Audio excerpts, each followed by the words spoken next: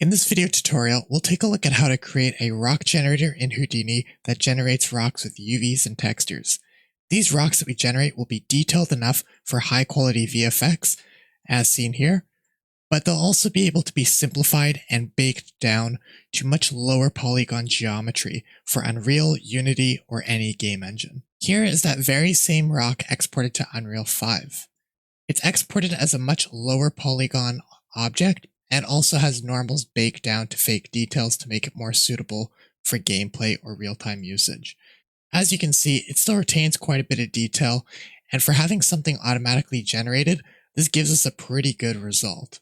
So this is something that you can use to populate game environments and not have to worry about having to model and manually create each rock. You can just generate them on the fly once you make this rock generator in Houdini. Before we start creating these rocks in Houdini, one thing that can be helpful is to actually get a bit of reference of the types of rocks that you're trying to create. You want to take note of how sharp or soft their edges are, if they have cracks or surface scarring and how that affects the look and the texture, and also the surface weathering. These things are going to be very important if you want to create a certain look for a type of rock. Now in this case, I wasn't worried too much about matching my reference exactly, but you could spend a bit more time and try to create different rock generators to generate different types of rocks, or add controls where you can change the colors and the patterns. But in this video today, we're just going to take a very simple approach that you can kind of get something working and then spend a bit more time and make it something of your own with more flexibility. To start off, I'm going to open up a brand new scene in Houdini and start off by creating a box or a cube. So I'm just going to go here to the graph editor and just create a box. Once I've created a box, I'm going to go inside of that box geometry and start building my network. To make the shape of rocks, there's plenty of ways that you can make some irregular shapes that can form a rock. But in this case, we're going to keep it really simple. I'm just going to take a box and I'm going to scatter some points on it. So I'm going to use a scatter node and connect that up. I won't scatter many points. So instead of 1,000 points, I'm only going to scatter about 12. And this already gives us an interesting shape. And then what I'm going to do is copy 2 points some other geometry. Now I'd recommend doing a mix of different shapes of geometry, or even just use the scattering to generate a mesh. But in this case, I'm just going to create another box and connect that as a copy 2 points. And what it's going to do is to each one of those points, it's going to copy a box to them. And I could change the size and shape of that box. We can even randomize this if we really wanted to with a point attribute, or randomize the rotation as well. But to keep it even more simple than that, this is pretty much all we're going to do. We're just going to copy this box to those points. Now after that we have this, we're going to do something a little bit interesting. I'm going to use a shrink wrap node. So it really doesn't matter what shape I copy, but by using a shrink wrap node, it will kind of just take the outline of all these shapes and connect it together in a more simplified mesh. So I could go back here to this box and start changing the size and maybe even the uniform scale and start making some pretty interesting shapes of rocks. So it works pretty well and it's pretty easy to do. And you can also just add more points to scatter or less points to scatter and get different kind of randomized shapes. Now after this shrink wrap node, again, I'm going to keep it really simple. Right now our geometry is a little bit messy. It's not going to be good enough to add detail to. So the next thing that I'm going to do is add a VDB from polygons. This will turn the shape into a volume. So when I add that VDB from polygons and preview it, we end up with this shape. We can change the voxel size to increase the quality or decrease the quality. So that's one thing that you can actually use to get a softer kind of rock or more sharper edges.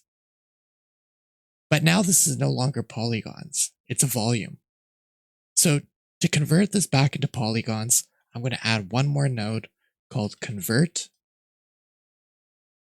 BDB, and I'll click on it and not convert it to a volume, but convert it to polygons. And now if I connect that node and I preview it, it converts it back to polygons. You'll also have two options here called ISO value and adaptivity. One controls kind of the wrapping or the shape of this, and then adaptivity controls, does it simplify these polygons and kind of decimate it or reduce the amount of faces, or does it keep it all evenly as squares? So you kind of have those options as well to give different shapes. Now the next thing that we're going to do is we need more density on this mesh to really add all those details. We're going to end up making a very dense mesh with a ton of details actually added in, as if you actually sculpted it or added millions of polygons with a ton of details. And that's okay right now, because later on we can always simplify it. But we need that right now to add details that we can bake displacements or normals from, and also use those details to add texture variation to the rock as well. So on top of all this, I'm going to add a subdivide node. This subdivide node will take this mesh and we can add some more subdivisions. 2 subdivisions, 3 subdivisions, and you can see how dense the amount of polygons are getting. Now that's more suitable to start adding detail to. I'll leave this fairly low for now because we can always change it later in the future.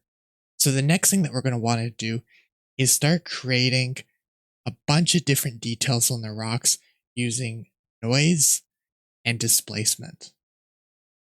To add this displacement, we're going to add a node called a attribute VOP. And when I add this node, I'm going to connect it to the subdivide on the very first input here. And I can double click on this attribute VOP node to go inside of it. And what it pretty much gives me is access to things like points of the mesh, and then all these other things like velocity. It gives me normals, UVs, a bunch of different things. And then I have my output as well. What am I outputting? So I can take all the points and offset them and then make that the new output. So that's what we're going to be mostly doing to create this kind of detail on this rock. So for example, if I want to add a bunch of displacement to this rock, I can take the points and drag it out to something like a displace along normal node. Then you need an amount to displace it by. So maybe what I could do is take something like a turbulent noise, connect the position of that turbulent noise to our points, connect the output to the amount, and then connect the new displaced points to our result. Now it won't do anything yet because I'll have to go on this displacement node and change the scale. So I can change the scale to be higher or lower. Now we still don't see any difference. And this is because we need to specify normals. So I need to get the normals from the mesh and connect that. And after doing that, now if I start to change this value, like 10, we should probably also preview it. So I'll preview it. I'll go back out of that node, preview it, and now you can see it's really displacing it like crazy. So pull my scale down a bit. So there we go. Now we're displacing all the detail into this shape with this turbulence noise. And we can go in here and change the amplitude. We can change the turbulent amount, attenuation, so the fall off of it, the roughness of it. And already we can start creating a lot of details that might take quite a bit of time to sculpt if you were to do this by hand. So already we're saving a bunch of time. So it's not too far away from looking like a rock right now. We're starting to add this displacement, starts to add a lot of detail. Now we'll probably want to put a bit more time into the types of detail we're displacing into this rock. So let's clear some of these things out and see how we can make this a little bit more realistic now that you kind of know the approach. To keep things organized and a bit more kind of simplified, I usually create a null node to hold my normals. I'll just give it a name called normals, or maybe just n. And then I'll create another null node, which is just like a placeholder node. I'll just reroute whatever I plug into it. And I'm going to call this P for position. And this way I can build my network to be a little bit bigger, but still keep track of what's going on.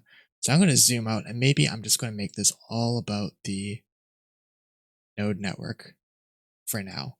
So we can just see much easier what's going on. So I'll do something like this. So I'll start off by taking the exact same thing we had before, displace along normal, but I'm going to create two of them.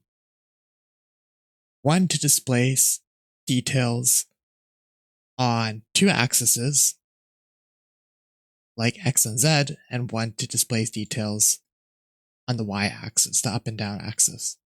So I'm going to break those things up. And to do that, I'll take my normals here and I'll do a vector to float. So it's going to break that vector into three different things: value 1, 2, 3, or value X, Y, Z.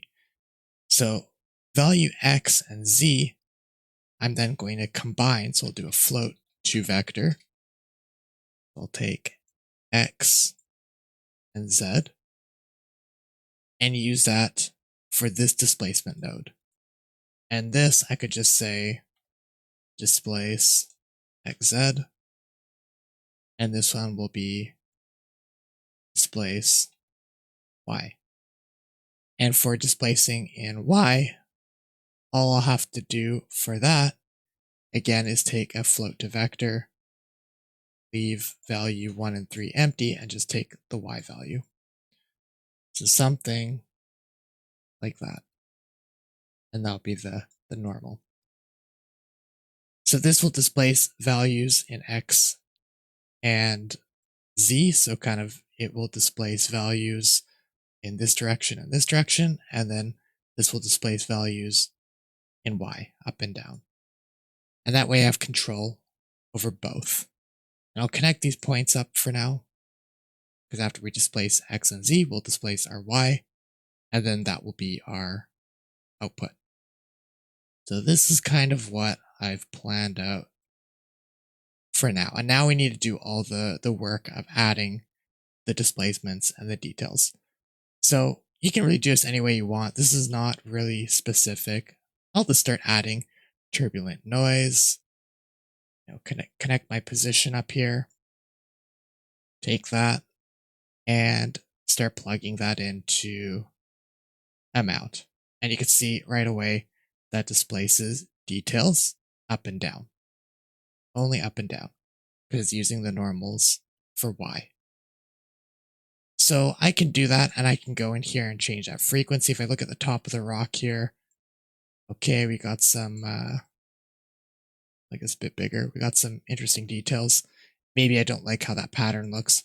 I can change the frequency, make it more patterned. Maybe I don't like how intense that is. Okay, I can bring down the amplitude. Maybe just make it 0.1 or something. Now it's fairly subtle. Or 0.3. Maybe I don't like how the fall off is. Change the attenuation. Or change the amount of turbulence. Maybe change the roughness. Make it super rough and very subtle. So you can play around with this. And there's no real rule to this. It's just depending on what kind of rock and what kind of detail you want. Maybe I'll turn off the wireframe so you can see the details a little bit better. But that's pretty much what you want to do. And then we want to do the same thing for our X and Y, for the details that will bump out this way and this way. So maybe for that, what I'll do is take some other nodes that might be useful. Maybe, again, turbulent noise, because that one works pretty well. And then maybe something like a veins node, because that adds some nice kind of lines or cuts into the surface. So if I take a veins node and add that as my amount for my output, and then I'm also just going to connect position to the original object. That didn't really matter, but let's see what we got here. So, okay, so that's a little bit too strong. So I'm going to go in here, pull the scale value down. So you can push these veins in or out. Maybe pushing them in kind of helps. And I can start changing the spacing of them, the attenuation or fall off of them, the frequency, even the number or direction here, like the direction you can choose. If you want them sideways, you can do that. And then you also have the ability to change the noise or amplitude of them, and then frequency of them. So I'll set the frequency to 1, and then I'll start upping them in certain directions. So if I add 3 in Y, it does like a bunch of cuts in Y. It makes more horizontal cuts. If I add 3 in X, then we get more vertical cuts. So maybe I'll do more vertical cuts in both directions, less in the Y direction, maybe just 1 or 0.5. I think 1 is better, or 1.5. And that already is giving us some pretty good details. And then we could change the frequency. And you can make these all into controls that you could just really adjust easily. But for now, I'm just coming up with some sort of patterning that looks kind of rock-like. So you probably want to spend more time doing this. But you get the idea of this. You can dial in some different values here, use different nodes. Like, don't think that these are the only ones you can use. There's a ton of stuff in here that's super useful for creating this. There's also like an anti-aliased noise. And there's tons of other things that you can do to add detail. I'm just going to use these veins for now, and then also my turbulent noise, and I can add those together. Take both those results, add them together, and then output them to our amount. And then I could go into this turbulent noise, play around with that, and start stacking these details to be a bit more interesting. I'm not seeing too much difference right now. Probably have to up the frequency, or if one of these things is way stronger than the other in the values, you won't really see much difference, like what's happening right now. So in that case, it might be useful. It might be useful to use something called a multiply constant. And that will allow me to take this turbulent noise amount, multiply it to bring it up stronger, and then add it here. So if I do that, then I have a controller here to add more of that detail. Let's try negative values. There we go. So maybe like negative 20. See how it's pushing it out. And now this, change the amplitude as well. But if you had that set, you can kind of use that multiply constant as a controller of strength. So it could be 20 or negative 20. You can push out those details in a different way. So that might be useful as well. But again, you just have to play around with this stuff until you kind of get the detailing that you want. But already we kind of have a cool rock shape here. And you can make this node network a little bit more detailed. For the PDF in this video, I include a little bit more of an elaborate setup, but really it's something that you just have to play around with. But the cool thing is now we can go back and I could change this subdivide node to be less to give us a lower quality rock, or more, like 4, to give us a much more detailed rock shape. Now I'll put this kind of in between those two here, and I can even go back. If I don't like the shape of this rock, I go back to our copy to points or our scatter node. I can change the amount we scatter. I can change my original box size here, and we can create very different shapes very quickly. And even the shrink wrap. I can change the shrink wrap amount to give much different shapes as well. More box-like shape. Now it's kind of more like a maybe modular cliff piece that you could make. And even on those VDB controls, as we talked about, the convert VDB to polygons, you have the ISO value. And adaptivity can sometimes chip away at it, even though it kind of breaks the geometry and gives you like sharper edges and then a blurrier center. When you add more subdivision to that, it can actually give you an interesting breakup of sharp edges and then weathered areas as well. So that's a little bit more hacky of an approach and kind of breaks the geo, but can also be very useful. So now we have like a detailed rock piece. And what we can do next is start giving it some texture or some sort of coloring to have it feel more like a rock. So now what we're going to do is add one more attribute VOP. But this time this one will deal with the coloring. So we're going to go into this second attribute VOP that we just added. We have our input, our output, and same thing. We're going to take the normals to organize it, throw it to a null. Let's call it N. Do another one, but connect it to P. There we go. And start just doing the same thing. Use noise, give it some color, make it the CD, the color output. So let's try this out. We'll try something new. Cell noise. Cellular noise. I'll take the UV, connect that to the P value or the position. I'll take the offset, maybe connect that to the normal. You kind of play around with this, doesn't really matter. And then we have different things here. We have distance, we have border, a bunch of different outputs that you can actually utilize. Let's see what the border does. So I'll connect border to CD. And then again, we have to preview this node to see the changes. So instead of previewing my attribute VOP1, I'll preview attribute VOP2. Let's zoom in here. You can see it adds all these little chips or details. Maybe not the best. Let's see what distance 1 does. Okay, that's pretty cool. That gives us some pretty neat looking rocky like patterns. And you can view this in like flat shaded or something where you can see these shapes a little bit easier. Hidden line ghost. There we go. That gives us a good idea of what those details are doing. So that's kind of like a rocky like pattern that we can use. So on top of this, if we like that, we can start doing other things as well. Maybe try anti-aliased noise.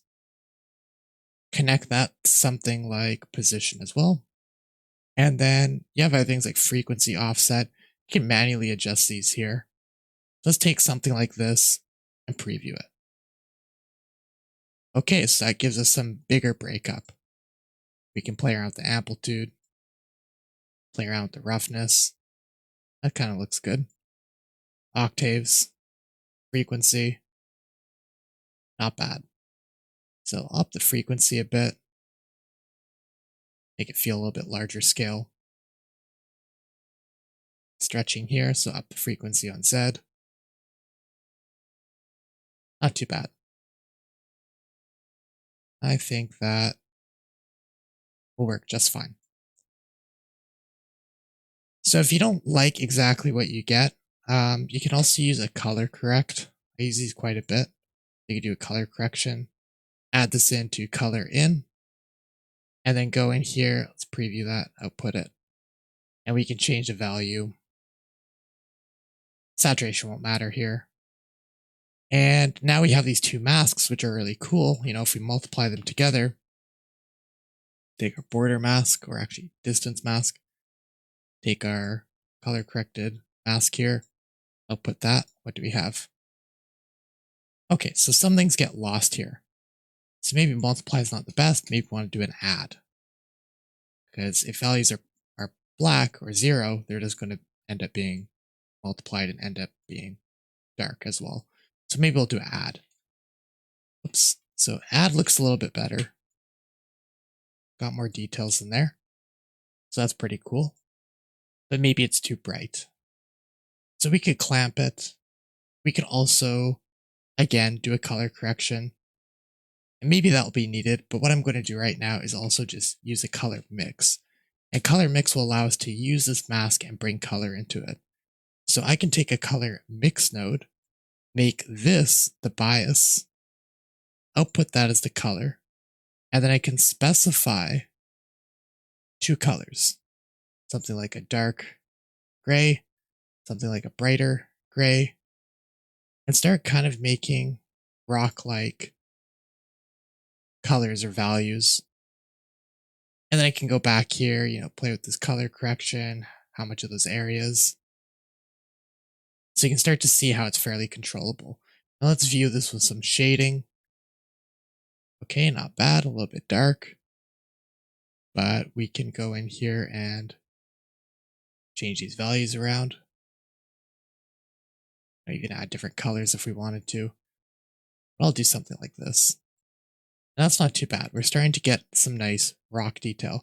So again, you can spend more time with this, but I'm going to leave this here since it gives you an idea of the approach, and then you can spend your own time to kind of make it look the way you want. So now we have our detailing and our texturing. And the next thing that we can do now is up the quality and just preview how it looks. So let's see if we put this really high quality, 5 subdivision, how does it look? There we go. Not too bad. We have a lot of detail here. A lot of breakup. The top of it has a lot of small little bumps. Looks kind of pebbly like. Not too bad.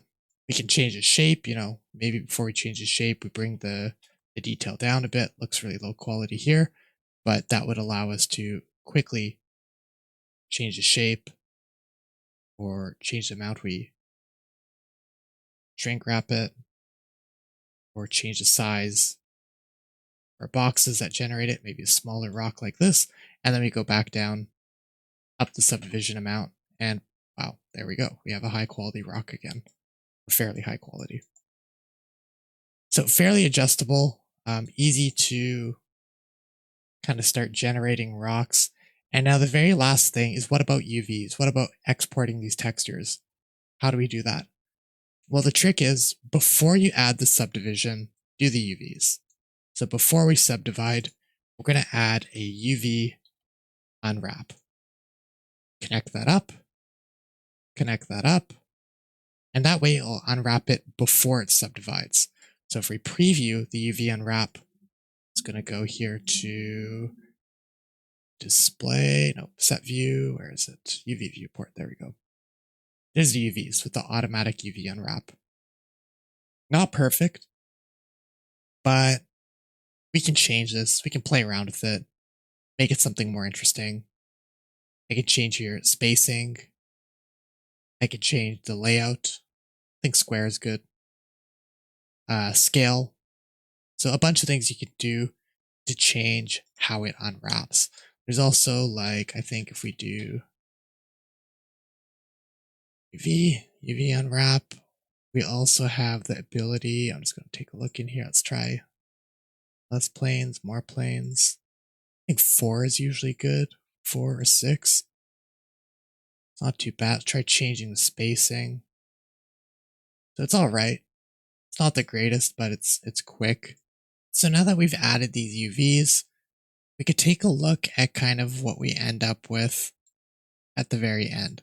So I can preview my attribute VOP, and you can see, and now it textures those UVs with those procedural textures that we created. And those details will be based on your polygon amount. So if you have less depth or less subdivisions, it's a lower quality texture. More, you'll be a higher quality texture. So what I would recommend usually is put this pretty high, 4 to 6, depending the size of the rock and how much polygons it ends up generating. And then what you would do is bake out this texture. And maybe bake out a normal if you wanted to, or bake out an object at high resolution if you wanted to bake down a normal from it, or bake out your normals directly from Houdini. It's really up to you. So you probably want to export a high resolution mesh, but for sure export your texture with the set like this. And then what you would do is make this lower and then export your game resolution model. Or you can also leave it fairly high, like I just had it here, where it's really polygon heavy. Like if we go into not UV view, but model view, pretty detailed. Now that could work for film. You can export displacement and then a low res mesh that you apply displacement to, or you could just export the super high mesh and have it as like a stand-in or like a proxy model. But one other thing you can do if you really want to keep the shape exactly and export it to something like a game, you can go down here and add another node that can just decimate or simplify the mesh. So you can add something like a mesh reduce or like a poly reduce. There's a bunch of ways you can do that, but I think probably the easiest way would be something like a remesh. And you could take this geometry, preview it, set the target edge length. How long do you want an edge to be? And then it will take that geometry and regenerate it with that kind of distance between points, or that distance of edge. So it takes a little bit of time, but it will pretty much remesh it and keep a very similar shape. So that's something that can be useful. So there we go, it's done. And now I have something, if I look at the wireframe, still quite dense, but it's kind of decimated. So if I make target edge length something like 0.8, it'll take a little bit of time. You can see down here it is remeshing, it's doing its thing, 30%. And when it finishes that, we'll have a new mesh with that target edge length. Now you can see this is making the texture not as detailed. So again, you want to bake out the texture before you do this. When you remesh, it will remesh the geometry, but the UVs will stay the same. They'll still fall in the same areas. So you don't have to worry about your UVs changing when you do this. So you can change this however you want. You can do it by fixed length or adaptive. So remesh works pretty well. You can also use poly reduce, which I think is a little bit quicker, quite a bit quicker. So if I use a poly reduce instead, preview that. Still take some time, but you can just say percentage you want to reduce to. So right now it's 100%. I can go in here, select my poly reduce, reduce it to 5% of its original geo. And then it will reduce the polygons to that amount. And you can see down here it's reducing 27, 32%. Won't take too long. Might take a little bit longer if you have a ton of polygons, but in this case, it's not that bad to wait for it. So there we go, it's done. And now you can see it's much lower density. Probably something you'd want to go a little bit lower for games, but already this is like within the realm of being able to put into a game engine. Now, texture looks weird. Forget about that. Don't worry about it. We're doing the poly reduce at the end just for the mesh. We go to the node before, and we have all the high quality textures, all the high quality model to export out. So how do we export out these textures? Well, what we're going to have to do is create a bake texture node. So to do that, I'm going to have to go to out, not object here. To out, create a bake texture node, add it, specify what resolution I want to export, maybe like a 2K texture map, what object we want to export that has the UV. So click on the selection button over here, choose our box, that's our object. And then what I can do is go on down, make sure I have what I want to export in what format, also properly selected. So Targa might be okay. And then what do we want to export? I want to export the color. So I'm going to do surface unlit base color. Or actually, there's two here. Surface unlit base color, surface unlit diffuse color. I'll do diffuse color. I don't think it really matters which one you choose.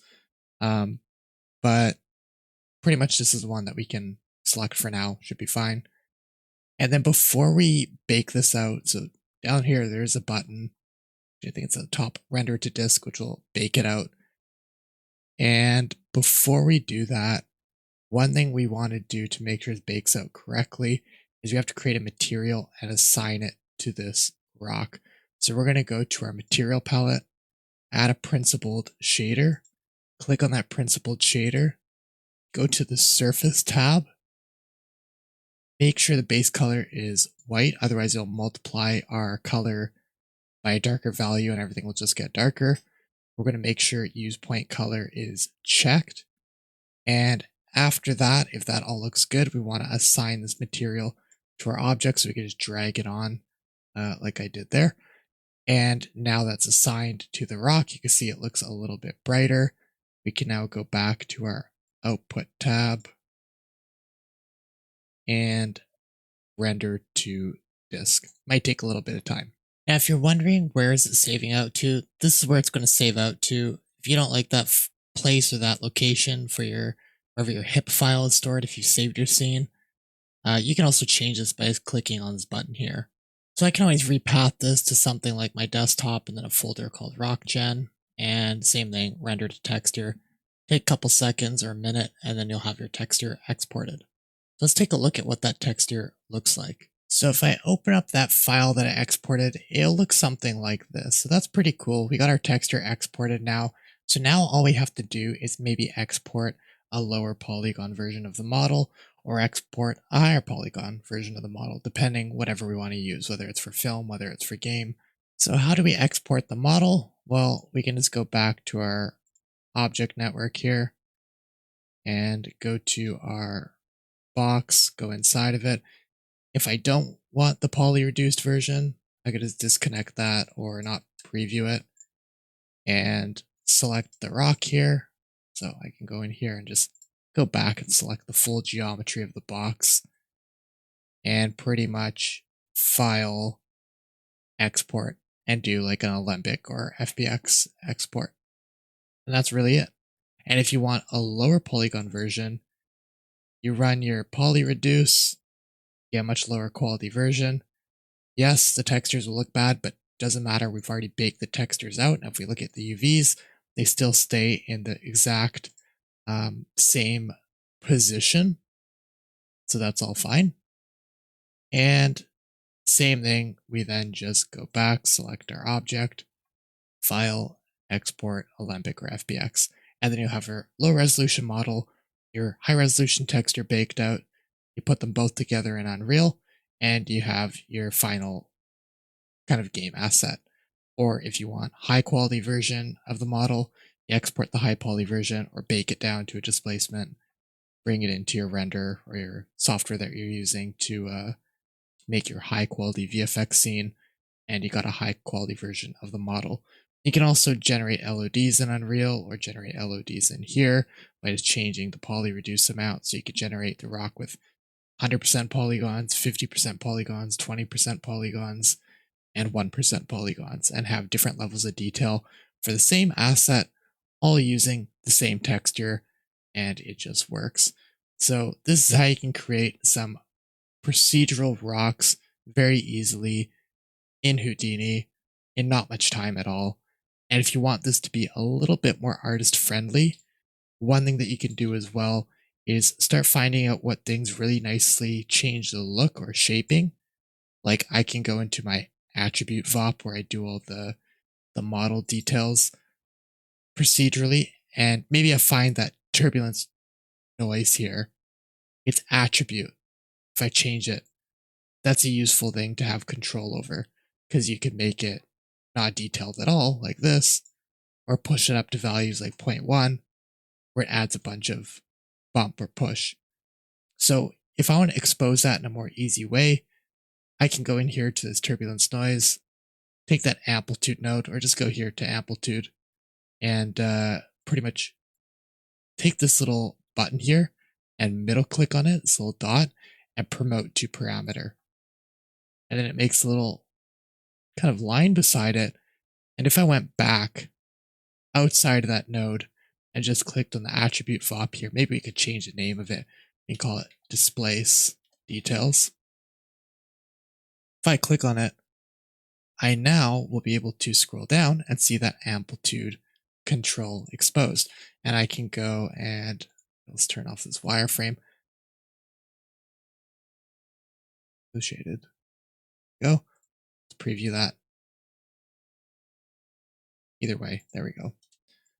So I can now see all that detail. Okay, it's too much. I can go in here, make that amplitude 0, or make it 0.05, 0.01, and you have kind of like a control that you can change. So you can do that for many things and just have a bunch of useful controls exposed and make it more artist friendly. So people don't need to worry about what's going on inside here to add all the displacement details.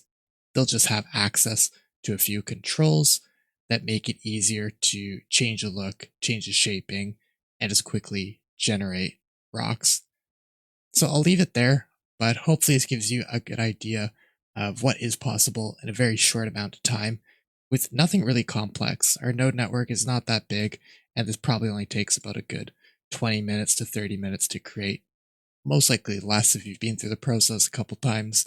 So it's something that can be repeated to create rocks, cliff faces, any organic kind of structure that can rely on noise to add a lot of detail. So finally, if you found this video useful, if you've learned something new, make sure to like, subscribe, press the bell icon to be notified of future videos.